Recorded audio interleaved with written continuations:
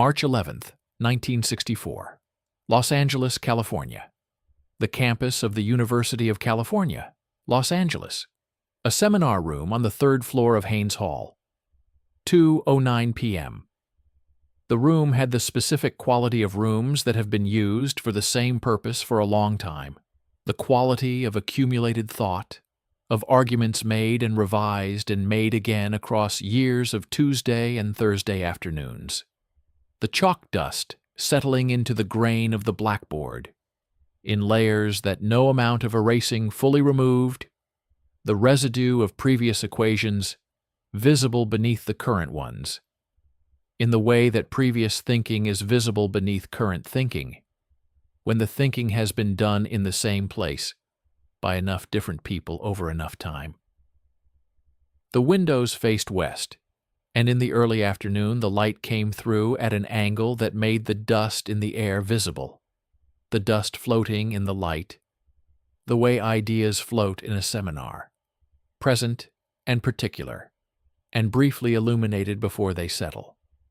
Dr. Eleanor Marsh was 31 years old and had been at UCLA for 2 years, which was long enough to understand the specific character of the department, and not long enough to have stopped noticing the things about it that were worth noticing, the things that a person stops noticing when a place has become sufficiently familiar, that the noticing requires effort rather than happening on its own. She was an assistant professor in the mathematics department, one of 3 women in a department of 26, the arithmetic being what it was and meaning what it meant in 1964. Which was not nothing and not everything, but something specific. That she carried the way you carry something that is always present without always being heavy. The weight varying with the day and the context and the specific form that the something took on any given Tuesday or Thursday afternoon. She was writing on the blackboard when the door opened at 2:09, and the man she did not recognize came in. He was perhaps 34 or 35, in a dark jacket that had seen better decades, carrying a briefcase and a cup of coffee, and looking at the room with the expression of a man who has walked into the wrong room and is deciding whether the wrong room is wrong enough to require leaving, or whether the wrongness is the kind that can be absorbed and corrected without interruption. He looked at the blackboard. He looked at Eleanor. He said, "I am sorry." He said, "I have the wrong room." She said, "What room are you looking for?" He said, "The topology seminar." She said, "That is 310. This is 308. He said, "The door said 310. She said, "The door has said 310 for 6 months. The number fell off, and no one has replaced it." He looked at the door and looked at her. He said, "That is a solvable problem." She said, "Yes." She said, "And yet." He looked at the blackboard again, and then at her. He said, "I apologize for the interruption." He turned to leave. She said, "The topology seminar does not meet on Wednesdays." He stopped. He turned. She said, "It meets Tuesday and Thursday." He said, "Today is Wednesday." She said, "Yes." He stood in the doorway for a moment. Then he said, "I have been writing a paper for 6 days without leaving the office." She said, "What is the paper on?" He said, "The homotopy groups of spheres." She said, "Sit down." He sat in the back row. She continued writing on the blackboard, which was what she had been doing when he came in, and which she continued because the seminar was scheduled to begin in 4 minutes, and the 4 minutes were the 4 minutes that the writing required. 2 other students came in and took their seats, and did not appear to find it unusual that there was a man in the back row who was not a student, which was either because they had not looked at him carefully, or because they had, and had concluded, that the wrongness was the kind that did not require addressing. His name was James Whitfield, and he was an associate professor in the mathematics department at Caltech. which Eleanor learned after the seminar when he introduced himself at the door with the specific formality of an academic introduction, name, and institution, the information conveying what it needed to convey in the specific economy of an introduction between two people who share enough context that the name and institution are sufficient to establish everything else. She said, "Eleanor Marsh, UCLA." He said, "I know your paper on spectral sequences." She looked at him. He said, "The one in the Annals. Last year." She said, "You read it." He said, "I assigned it." She said, "To graduate students." He said, "To graduate students who needed to understand what a clean argument looked like." She was quiet for a moment. She said, "That is a generous reading." He said, "It is an accurate reading." She said, "Those are not always the same thing." He said, "In this case, they are." They walked out of Haynes Hall together into the March afternoon that Los Angeles made in March, which was the afternoon of a city that does not have seasons, in the way that cities with seasons have them, but has instead the particular quality of a place that is always in the process of being the same and is never quite the same, the light varying and the temperature varying and the quality of the air varying in ways that are subtle enough that a person who has not lived in Los Angeles for long enough might not notice them, and that a person who has lived in Los Angeles for the right amount of time notices with the specific attention of someone who has learned to read a place that does not announce itself. He said, "The paper has a gap in the third section." She stopped walking. He stopped beside her. She said, "I know about the gap." He said, "Does anyone else?"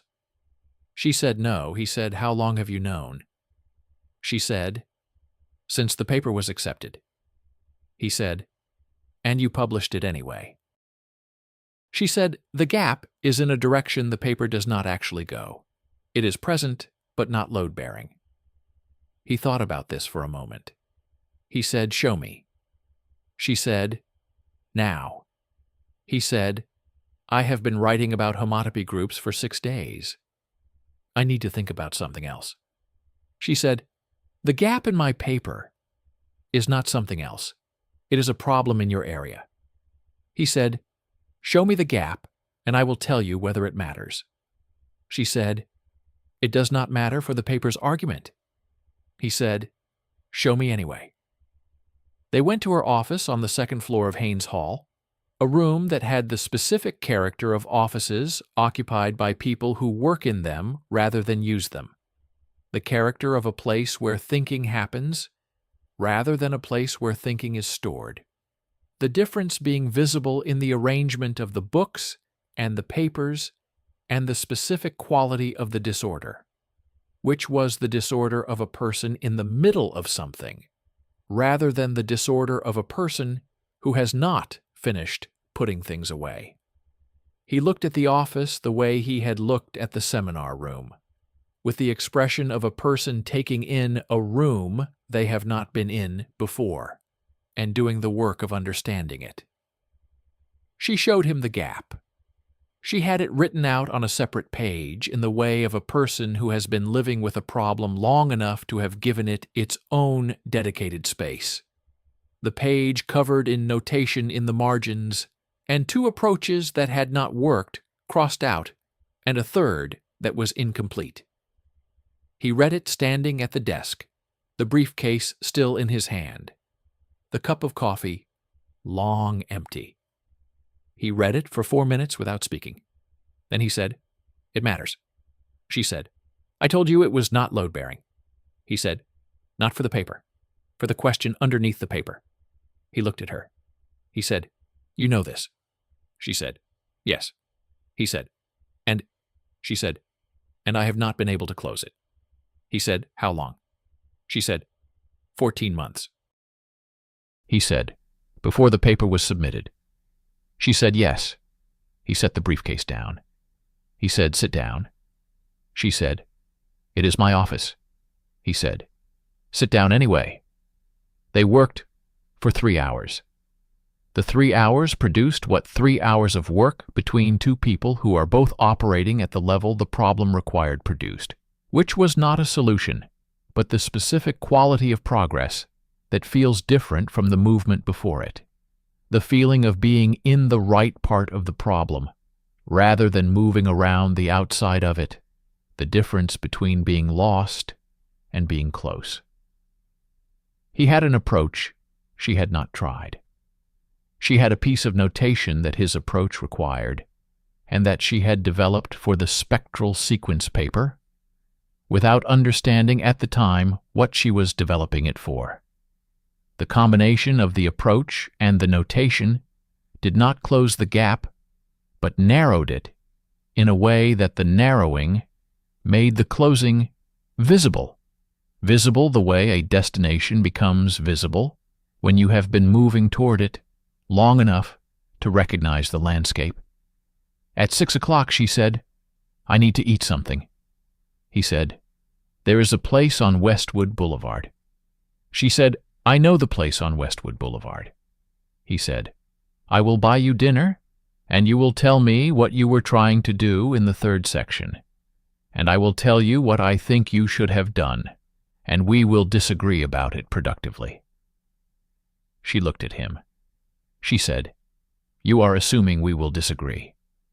He said, "We have disagreed about everything for the past 3 hours." She said, "We have disagreed about method. We have agreed about the problem." He said, "That is the right kind of disagreement." She said, "Yes," she said. "Westwood Boulevard, then." They had dinner and disagreed about the third section productively in the way he had predicted. The disagreement being the kind that produces something rather than the kind that resolves nothing. Each position clarifying the other's position in the process of contesting it, until the positions were both clearer and closer than they had been when the disagreement began. He had a quality she recognized, the quality of a person who was more interested in the right answer than in being right, the two things being different in ways that most people did not maintain the difference between, and that he maintained without apparent effort.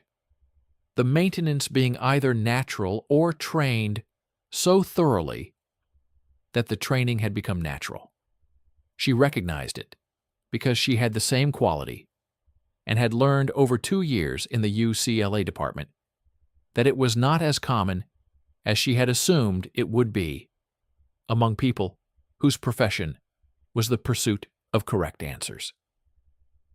He came back the following Wednesday, not for the topology seminar, which he now knew did not meet on Wednesdays. He came at 2 in the afternoon and knocked on the door of the second-floor office, and she said, "Come in," and he came in with a different briefcase and the same jacket and 2 cups of coffee, one of which he set on her desk. She looked at the coffee. She said, "How did you know how I take it?" He said, "I asked the department secretary." She said, "You asked the department secretary how I take my coffee before coming to my office." He said, "I have been thinking about the gap for a week. I did not want to lose time at the beginning." She looked at him for a moment. Then she said, "No sugar." He said, "She told me." He sat down. They worked on Wednesdays. Not every Wednesday, but most of them, the ones that the Caltech schedule and the UCLA schedule and the specific demands of 2 people who were both in the middle of their own work permitted, which was most of them, the most of them being enough to constitute a regularity, the regularity being what it was, and meaning what it meant, which was that the Wednesday afternoon had become a structure that the week was organized around, in the way that certain structures become organizing principles without being decided upon as organizing principles, by accumulation rather than intention. The gap was the stated purpose. The gap was also not the only thing that the Wednesdays were for, the other thing being present in the way that the other thing had been present since the seminar room and the door that said 3:10 and the 3 hours in the office and the dinner on Westwood Boulevard, present in the specific quality of the work, when two people are doing work that matters to both of them and are doing it together. And the doing together is producing something that the doing separately had not produced. And both of them know this, and neither of them has said so. He said so in May.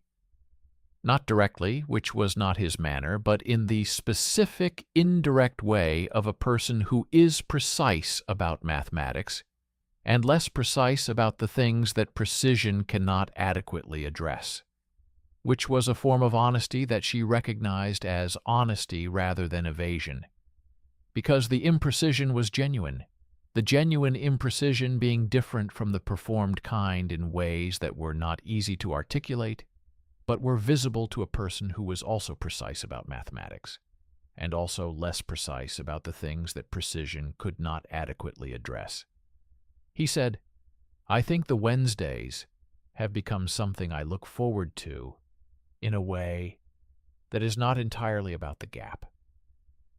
She was at the blackboard. She continued writing for a moment.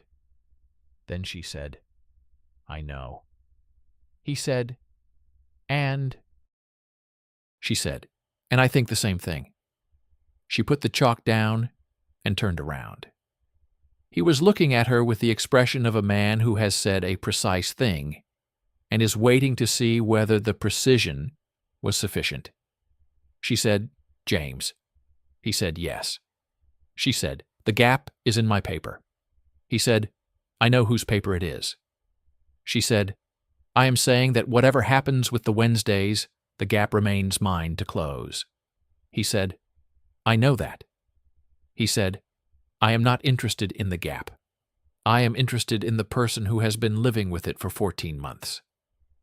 She looked at him. She said, "That is a precise thing to say." He said, "I have been working on it since March." The spring of 1964 was the spring that it was, the spring of two people who have named the thing and are now in it, which is different from the spring before the naming in ways that are both large and small. Large in the sense that the thing has a different quality when it is named, and small in the sense that the days are still the days, and the work is still the work, and the gap is still the gap, the naming, having changed the context without changing the contents. They worked on Wednesdays and had dinner on Westwood Boulevard and walked through the UCLA campus in the late afternoon light and talked about mathematics and about Caltech and about UCLA and about the specific texture of an academic life in Los Angeles in 1964, which was a city and a moment that had their own particular character, the character of a place that was in the process of becoming something and had not yet finished becoming it. She told him about the department in the way she had not told anyone about the department, with the full detail rather than the summary, the detail being what the summary elided, which was the specific texture of being one of 3 women in a department of 26 in 1964, not the large events but the small ones, the Wednesday faculty meetings, and the specific quality of being talked over, and the specific quality of the correction that followed, when the person who had talked over her arrived at the same point by a longer route and presented it as if it were new, the correction being not dramatic but consistent, consistently consistent, the consistency being the thing that the summary did not capture and that the detail did. He listened the way he listened to mathematical arguments, with complete attention and without interruption, the listening being active rather than passive in the way that good listening is active, asking questions that opened the argument rather than closed it. He said, "Does Morrison know?" Morrison was the department chair. She said, "Morrison is the Wednesday faculty meeting." He was quiet. She said, "I am not telling you this to produce a response." He said, "I know." He said, "I am telling you that I am angry and that the anger is mine to manage and not yours to address." She looked at him. She said, "That is a precise thing to say." He said, "I have been working on it since March also." In September, she received a letter from Princeton. The Institute for Advanced Study was offering a one-year fellowship beginning in January 1965. The fellowship being the kind of thing that a person in her position in the UCLA mathematics department in 1964 could not decline, which was not a simple statement but a specific one. The not declining being not about the fellowship itself, but about what declining would mean for the position and for everything that came after the position. The fellowship being the kind of credential that the position required, and that declining it would remove from the available credentials in a way that removing it would be permanent. Fellowships of this kind, not recurring on a schedule, but arriving once and not again. She told him on a Wednesday in September. She told him directly because directness was the only thing that served between them, and because the directness was what the thing required, the thing requiring it. Because the indirectness would have been a form of not telling him, which was not available to her. He read the letter. He read it the way he read mathematical arguments, completely and without interruption. But when he finished reading it, he was quiet, for longer than mathematical arguments made him quiet. He said, "January." She said, "January." He said, "Princeton." She said, "Princeton." He said, "A year." She said, "A year." He said, "And after the year?" She said, "I do not know what comes after the year. I know what the year is." He said, "You know what declining it means." She said, "Yes." He said, "Then there is no question about the year." She said, "There is no question about the year." She said, "James." He said, "I know." She said, "I need you to know that the year is the year and not the rest." He said, "I know the difference between a year and the rest." She said, "I know you do." She said, "I am saying it because it needs to be said and not because you don't know it." He said, "Yes." He was quiet for a moment. Then he said, "Show me the letter again." She gave him the letter. He read the second page. He said, "They want you for the algebraic topology group." She said, "Yes." He said, "Whitehead is there." She said, "Yes." He said, "Show Whitehead the gap." She said, "The gap is mine." He said, "Show Whitehead the gap and listen to what he says, and then close it yourself." She looked at him. She said, "That is good advice." He said, "It is accurate advice." She said, "Those are not always the same thing." He said, "In this case, they are." She recognized the sentence. She said, "You have used that sentence before." He said, "It remains accurate." October and November were the months before January, in the specific way of months before a departure that has been decided. The months containing both the ordinary texture of the days and the specific quality of days that are being counted.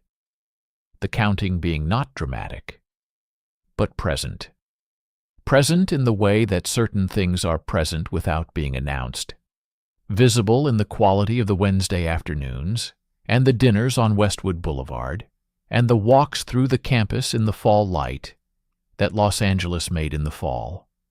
The light lower, and the air different, and the campus having the specific quality of a place at the end of a semester. He gave her a book in December.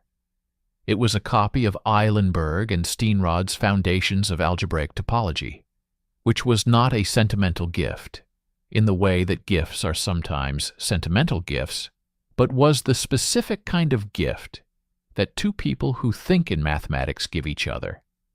The gift being the book that the person giving it associates with the person receiving it, in a way that the association is the content of the gift rather than the object itself.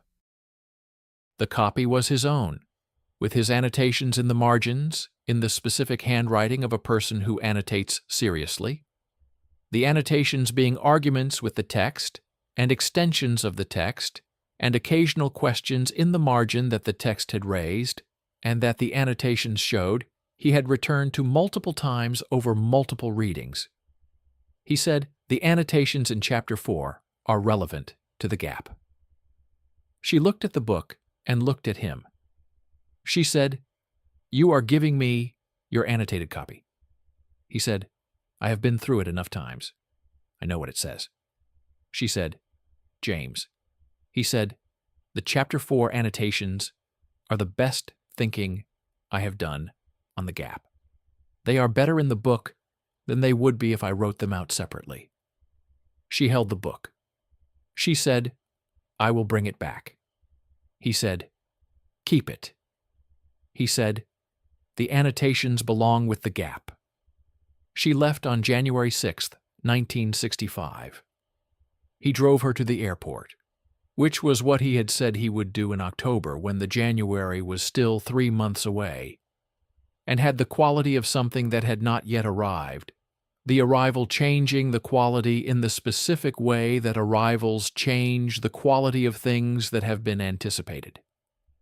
They stood at the gate in the January morning that Los Angeles made and said the things that the gate permitted, and she held the Eilenberg and Steenrod with the annotations in Chapter 4, and he looked at her with the expression of a man who is present in a moment and knows it and is not trying to be anywhere else. She said, "I will write." He said, "I will write back." She said, "The gap." He said, "Is yours." She said, "It has been ours since March." He was quiet for a moment. Then he said, "Close it." She said, "I will close it." He said, "And then?" She said, "And then I will come back and tell you how." He said, "Eleanor." She said, "James." He said, "A year is a year." She said, "I know what a year is." He said, "I know you do." He said, "I am saying it because it needs to be said." She recognized the sentence. She said, "Yes." The flight left at 9:15. He stood at the window and watched it until it was no longer visible, and then stood at the window for a moment longer, in the way of a person who continues looking at the place where a thing was after the thing is no longer there, the looking being not for the thing, but for something else, for the specific quality of the moment, before it became the moment after. He drove back through Los Angeles in the January morning and went to his office at Caltech and sat at his desk and began a letter. He wrote about the drive back and about the campus in January and about a problem in the homotopy paper he had returned to the previous week, and that was doing something he had not expected it to do, the something being a direction he had not planned to go, but that the problem was pulling him toward, with the specific insistence of problems that know where they are going before the person working on them does. He wrote about the annotated Eilenberg and Steenrod and about Chapter 4, and about what he thought the annotations were pointing at, that he had not yet been able to articulate in notation. He wrote, "Princeton in January will be cold in a way that Los Angeles is not cold." He wrote, "The algebraic topology group will recognize immediately what you have." He wrote, "Show Whitehead the gap on the second week, not the first. The first week is for listening." He signed it and addressed it to the Institute for Advanced Study, and put it in the outgoing mail, and turned back to the homotopy paper and the direction it was pulling him, and worked until 6 in the evening, and then drove home through Los Angeles in the dark, and thought about the letter, and about Chapter 4, and about the gap, and about the specific quality of a Wednesday afternoon in an office on the second floor of Haynes Hall, with 2 cups of coffee and a blackboard, and a problem that had been present since before either of them, and that was still present and would continue to be present. The problem being what it was, and the presence of the right person, making the problem different without making it less. The difference being not in the problem but in the working of it, in what the working produced when the working was done together, which was what the year was the year away from, and what the year would eventually return to, or not return to, the not returning being the thing that a year always contained as one of its possibilities. The possibility being present, the way the gap was present, not load-bearing, but there in the way of things that are true, and that the truth of them does not require announcing.